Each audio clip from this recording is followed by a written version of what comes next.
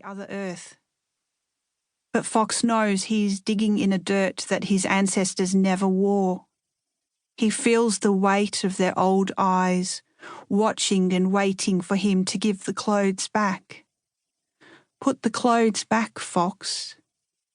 If he gives the clothes back, what will he wear?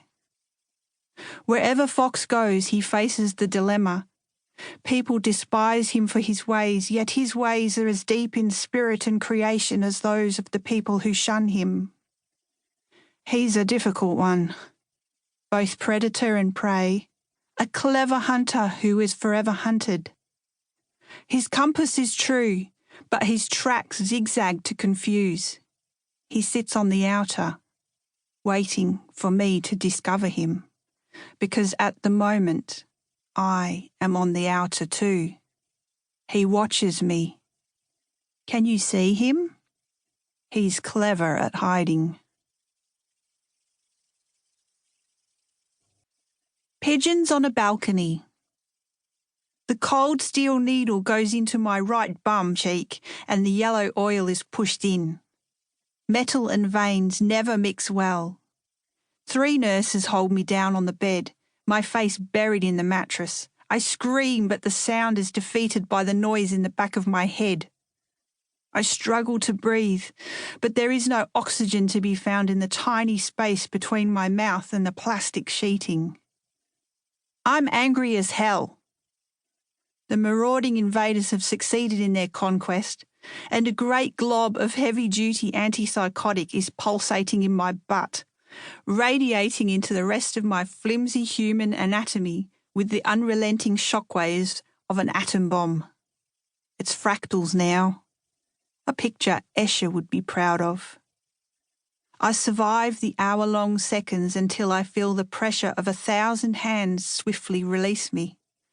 My body springs back up from the bed. No longer part of a mattress, I fill my lungs with brittle, vile air.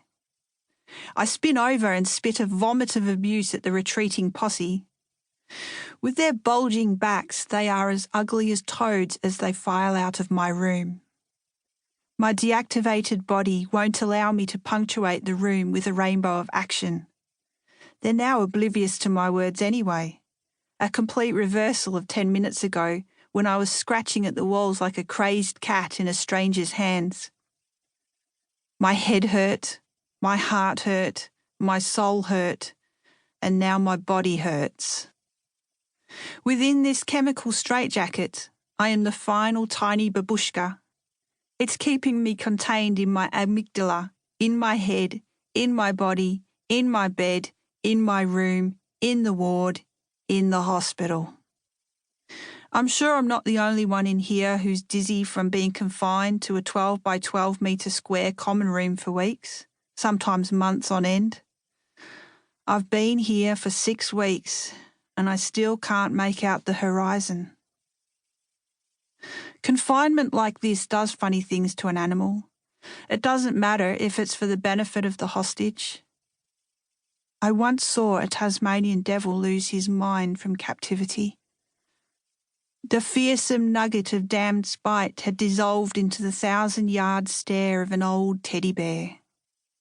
He swayed on his 2 back feet, dancing a soft shoe shuffle to a swing band only he could hear. I yearned, craved to rescue him from his healthy sanctuary and release him back to his cancerous freedom. Here in this zoo of rescued souls, I mentally survey the psych ward while my body hallucinates about freedom. My bedroom, or should I say my room with a bed, is number 9 of 28 identical rooms along 2 perpendicular corridors of about 50 metres each.